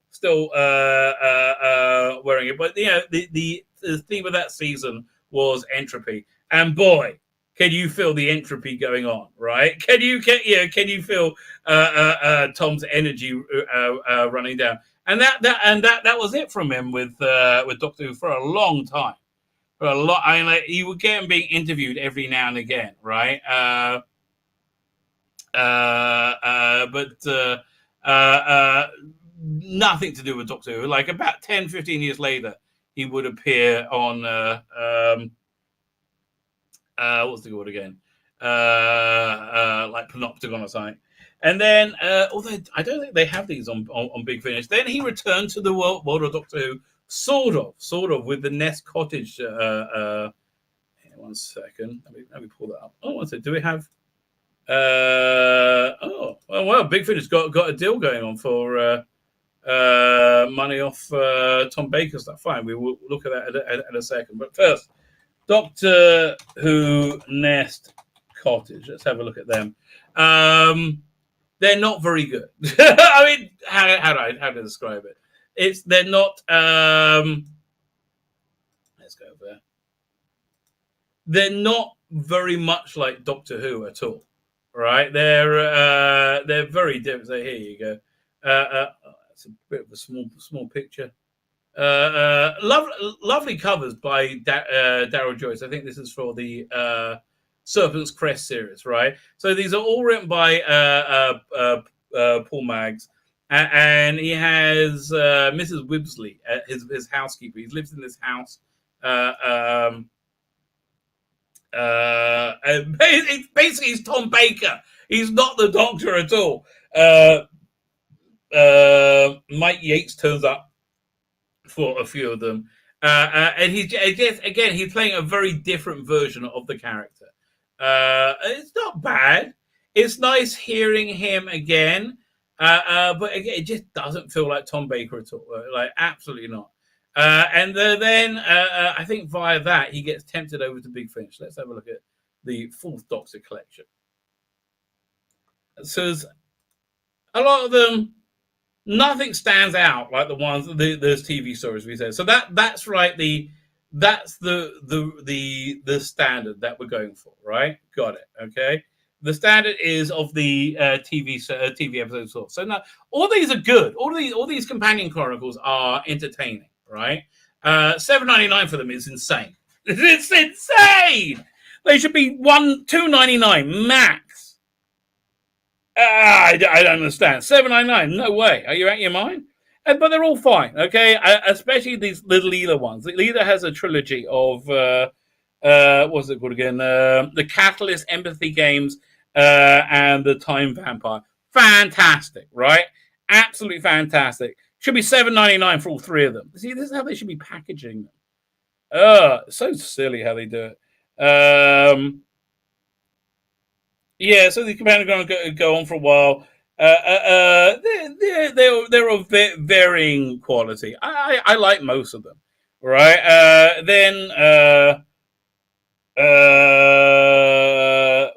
So then they do some short trips. Companion, basically the same thing, right? And then finally we start making full cast audio dramas. So it comes out at the same time. They do some Lost Stories, which are, this is probably the best set of them. Which one is it? Let's have a look. This is the only one I could go, oh, that was actually quite good. So that one you got Foe from the Future and the Valley of Death. Yeah, you understand exactly why they made Talons of Wing Chiang over Foe from the Future. Thank God for that. It wasn't bad though. That Missing Stories one was one of the better ones they got. But okay, so now they're back doing Tom Bakery full cast audio, and the first one is Destination Nerva. The first episode you can get for free. It's fun. They do all the sound effects just right? They really nail the sounds of Nerva. But it's like, these are all kind of okay, these stories. Renaissance Man, Rothy, I see. $8.99 for any of them seems okay. Entity of the Dalek is okay. None of these stand out as going, nothing comes close to the quality of the Pyramids of Mars, Robots of Death. Nothing even close. We do actually get close when this season with Mary Tab. This is Auntie Matter. This whole season's quite good because it's better than season. It's somewhere between season 17 and season 18, right? So this season they're normally quite. So this is a good one. Auntie Matter, Sands of Life, and War Against the Land. Just as Jaxar has with Jago and Life, it's really not that good actually. I'm surprised. The Dalek Contract and the Final Phase. It's a bit, but it's a different type of tape. Phantoms of the Deep, not that good. But yeah, it's a surprisingly fun. See, this is some of the best stuff he's done. Still, nothing coming close to a City of Death, right? So I'm not really stopping anything. Light at the End is great. He spends a lot of his time with McGann, but you can't really call that his story. King of Sontar, it's okay. Again, all of these ones, that's a review of all of them, which is insane. They're okay, right? They're okay. Evil One, lastly, they all kind of blur, right? Nothing really stands out. Philip Hinchcliffe presents Ghosts of Gateshead and Devil Mother. They're both okay. Okay, when you get to good stuff, Gareth Roberts, or Romance of Crime, now you're in prime Doctor Who, right? This is great stuff. And it's not their original stuff. It's an adaptation of the Virgin novel. The Romance of Crime, fan-frickin-tastic. It's a sci-fi adventure with Ogrons and the Fourth Doctor. Really a classic. I will call that classic. And The English Way of Death, another classic about time-traveling aliens in the English seaside. It's lovely. Absolutely lovely. They have them get the special edition if you're going to get the two together. It's very, very good. Then we're back to like the Exlons. Exlons isn't bad. That's one of the better ones. But again, these are all disposable. Yeah, Darkness of Glass, Requiem for the Rocket Men. So now we have another great one. Okay, Well-Mannered War. This is a Gareth Roberts. All the Gareth Robert ones they adapt. They're all lovely, right? They're all absolutely lovely. It's well worth getting the special edition. It comes with Damaged Goods, another fantastic one. But that's Sir McCoy, Gareth Roberts. The Death Match, Suburban Hell. They've done a bunch of these ones where they're trapped in a different their suburban world. Cloisters of Terror. I don't remember it at all. Fate of Krelos. Vaguely remember it. It's something to do with Cybermen, and then they do a Return to Telos. Doesn't work at all. Wave of Destruction is these are all meh. I'm afraid, they're all meh. Labyrinth of Bubba Castle, don't remember that one. The Paradox Planet and the Legacy of Death, I think, was pretty good. I just don't remember. I just remember it being pretty good. Gallery of Ghouls, Trouble with Drax is good. That's with multiple Draxes. And the Pursuit of History brings back David Warner as Cuthbert. Pursuit is in Casualty at the time, but not as good as his first appearance. Genesis Chamber, it's okay. Skippable. Beast of Karanos, it's again not as good as you think it would be with Jago and Lightfoot. Eternal Battle, Silent Scream. Philip Hinchcliffe hit the Helm of all these ones. Forgettable. Haunting of Malcolm Place. Not terrible, just like forgettable. Mavellan Grave, I remember being quite good because I had Mavellans in it. Classic Doctors, New Monsters. That's the fourth Doctor with Bashta Narada. That's pretty good. I do like that story. Okay, so now I think these ones. I think The Skin of the Sleek and The Thief Who Stole Time. They're a bit silly, but they're like nice season 17, season 18 type stories. Sons of Kaldor, not very. It's not as good as you hope it will be. Crown March Experiment, that's another one. Oh no, Leela's trapped in a suburban reality. Is she really there? Who knows? And the Mind Runners and the Demon Right there were too. I just don't remember. Do not remember at all. And I remember being like going, oh, bollocks. Not really interested in any way. Shadow of London, don't you remember? Bad Penny. Vaguely remember it's okay. So then he got back against Sutak with the Age of the Doctor, Kill the Doctor and Age of Sutak. Yeah, forgettable. He appears with River Song. Anyone forget it? Doesn't matter. So now we get something actually quite good. The Sinestron kill, right? Finally, they worked out. They got to do something. They got to step up the game. So they do this Ann Kelso set, which is a sequel to the Dalek Master Plan. So. Everything that follows the arc stories are very good. So you got Sinestron Kill. See, Planet the Drashigs is pretty good as well. In tranches of numbers, you can skip. There's nothing really that incredible there. False Guardian, I do like. That's a good one, right? That's a good one. There's a direct sequel to Dalek Master Plan, as is Time's Assassin. Fever Island, you can skip. The Perfect Prisoners. 1 and 2 and 3 and 4. Yeah, that wraps it up. That's the one to get. These two books that season is one of the better seasons, the Ann Kelso season, because there's something interesting that happens with the character. Then one of my absolute favorite ones is the comic strip adaptations. They're both fantastic. You got Meet the Beep and you got the Roman one. Yeah. They're both very good. They're both very good. Again, not Deadly Assassin. Good. Nothing good. Legacy of Time. Skip it. Chaser Knight wasn't this whole season. Season 18's ones wasn't bad. Wasn't Chaser Knight and what's the other one called? Purgatory 12. They're all. It's all. That's all. Any one of these are basically the same. Chaser Knight's probably the best one. Quest of the Engineer, Planet of the Witcher, they're all basically the same theory. This was probably to replace the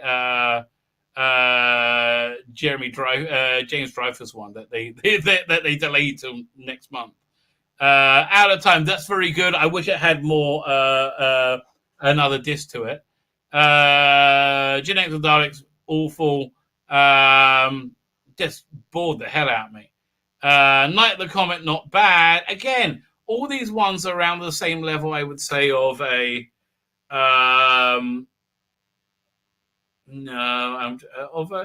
better than Revenge of the Cybermen. This is somewhere between Revenge of the Cybermen and Terror of the Zygons, right? Somewhere in that area. I'd say closer to Revenge of the Cybermen. Okay, so Dead of the Comet's not bad. Tribulation of Thaddeus Nook, just kind of annoying. All these forgettable. Return of the Cybermen.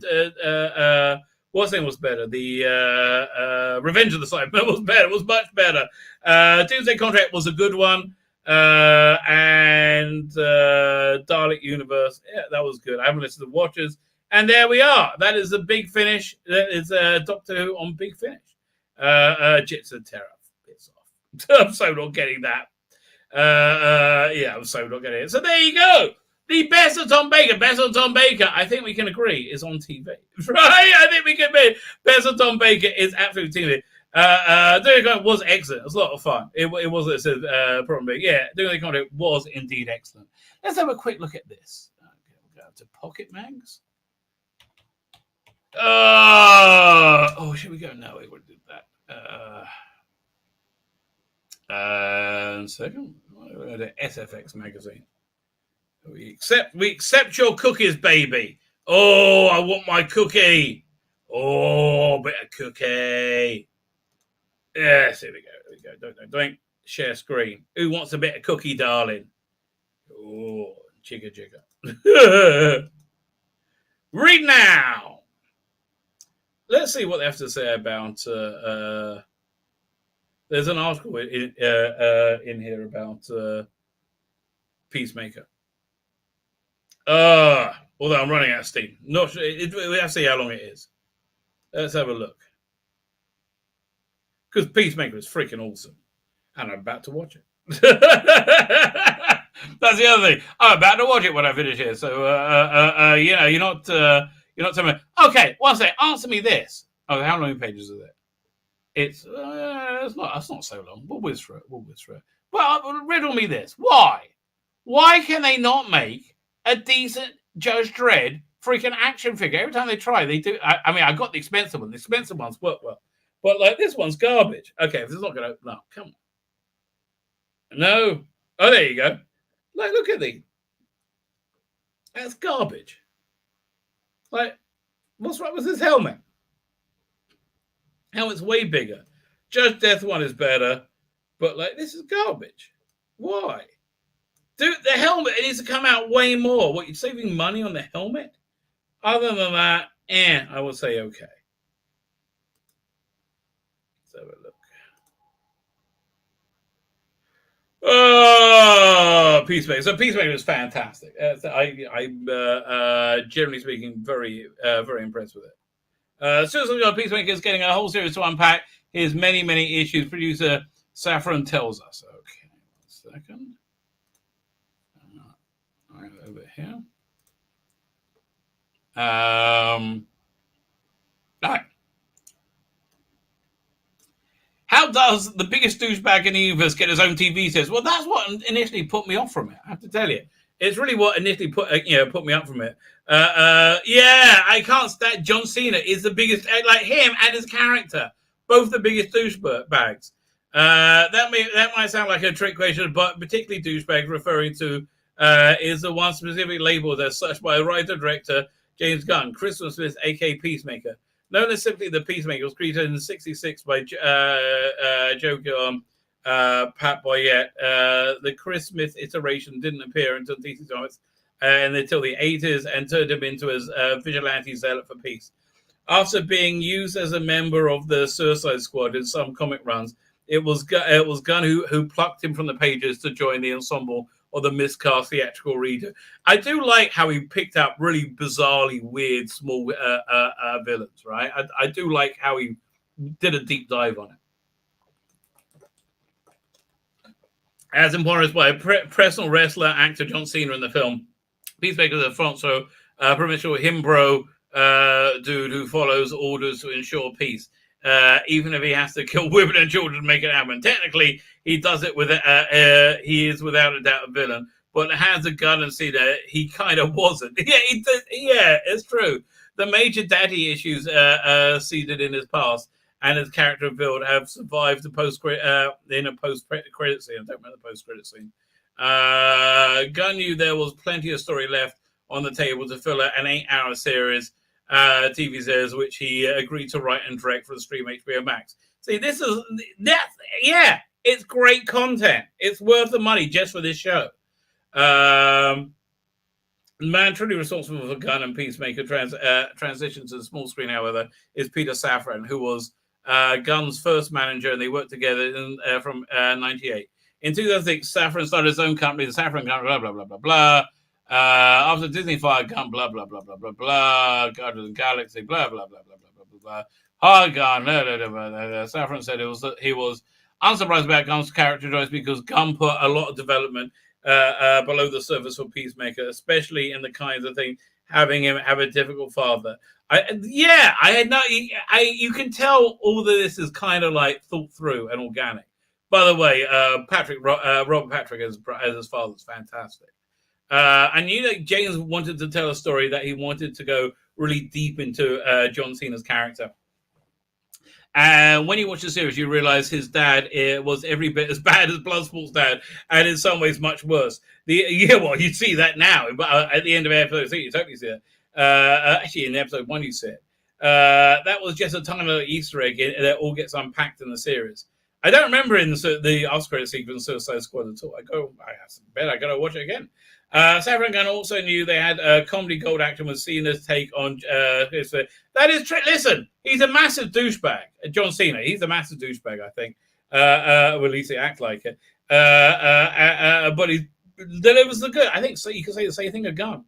I think he felt with John there was a real untapped acting source there that people will be very surprised to see. He's been very good. Yeah, I have to tell you, he's been very good in it so far. Right. I love is the house, which is like it's so like redneck. I live in hell. How deep can you go? Safran says, and Guns Affinity actor. We knew that he could go there. Blah blah blah blah blah. Is it should exist within the current? He says no one from the studio has laid out ground rules for how Peacemaker should exist within the canon. It's a good question, but what James was pitching was obviously fitted within what the greater concept that Warner Brothers, Warner blah blah blah blah in mind. I don't think there was any character that they wanted to use that you can't use because it's spoken for elsewhere. I think I think the Peacemaker universe, if you will, is very much its own universe. No, I want to say this is the DC universe now.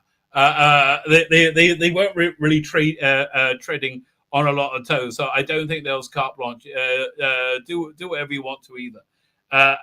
But they felt that they felt that way at the time was what James wanted to do. It was very specific and it was very gung ho with the supporting it. They're supporting it because I'm reading this because we like it because it's good, right? Why they support it? Because it's doing well for them. We would have in each episode and literally executives. This is interview. Man, we're on a cliffhanger.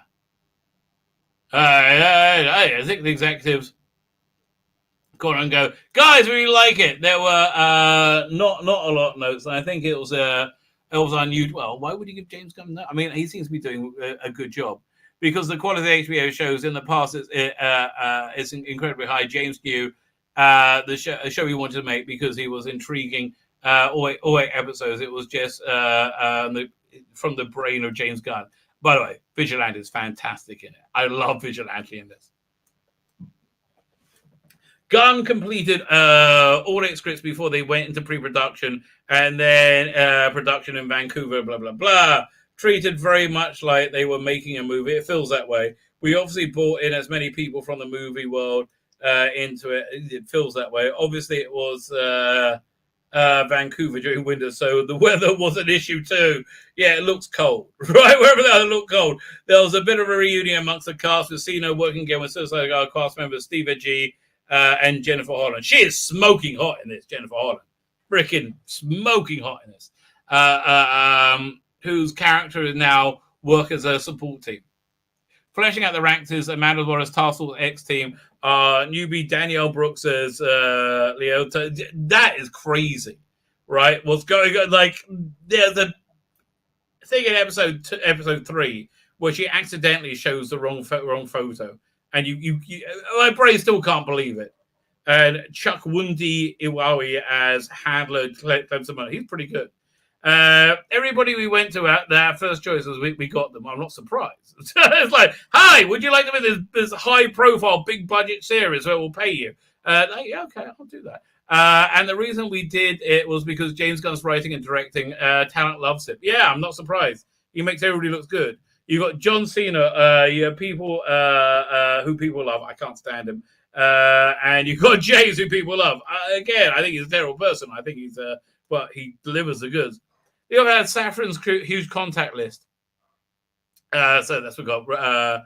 Robert Patrick as his dad. When I called Robert Patrick's lawyer, who's a buddy of mine, he said, what part? I said it was a part for James Gunn. He called Robert and he said, Robert, yes, of course. Are you in? Of course I'm in. Yeah, Robert Patrick knows how to pick his roles. He was great in Sopranos.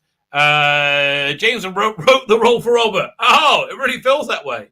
He also leads for Danielle. Feels that way. Who was the prototype who threw together. Kakwundi, who plays Mern, was purely a discovery. A wonderful casting director found him in London. He's great. He is really great. He's got this real intensity to him. He's really incredible. We got Jed and Steve Adji from the movie. We have some interesting cameos, and I'll say instrumental in getting those. They've had them already. John is perfect number one on the call suite because he leads by example. He enthuses. He shows up ready every day. Everything. Okay, I bet he does that. I bet it's a professional attitude, right? Okay, he's the greatest ever. Blah blah blah blah blah. Frequently, James would be on the monitor, laughing and chuckling and having a time. I can't believe we get to make this attitude. And that's what I feel. But I never watch it. I can't believe I'm actually watching this. Right? Is this actually really happening? Actually trickles down through the cast. Yeah, if you feel that and through the whole thing, right? When it comes to the show's narrative, the first season Peacemaker and his team killing people while labels are bad, but by the end of the pilot, some rogue characters are already complicating the fine. But I think James, the most important thing is he wanted. What is the storytelling about Peacemaker himself? It's very much about him, right? It's very much about him. His phone at me. It's a cold call from America. I keep getting cold calls from America. His concept, his definition of manliness that Chris espouses in early episodes is very different from the end of the season. It's an incredible. Okay, I like stories of personal growth, right? Personal perseverance. Building Peacemakers characters. After the season finale will close out the story of a Peacemaker, I would say it's incredibly satisfying last episode. It still leaves many avenues open for us post that episode. So saying we could do another season.